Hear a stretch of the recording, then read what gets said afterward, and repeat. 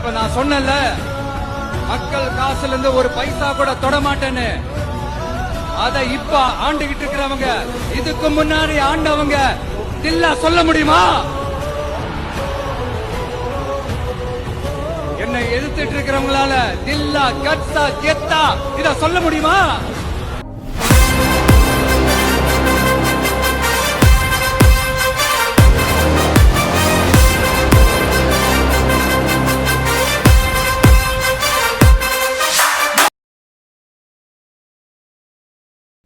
Hello friends, இந்த வீடியோவில் நம்ம தமிழ் டப்பிங்ல ஒரு சஸ்பென்ஸ் த்ரில்லர் படமாக வெளியான கெஸ்ட் படம் எப்படி இருக்குன்னு தான் பார்க்க போறோம். இந்த படத்துடைய கதை என்னன்னு பார்த்துடலாம். படத்துடைய ஆரம்பத்துல ஹீரோ ஹீரோயின் இவங்க ரெண்டு பேருமே ஒரு ரொமான்டிக் கெட்டவேக்காக ஒரு வனப்பகுதிக்கு போறாங்க.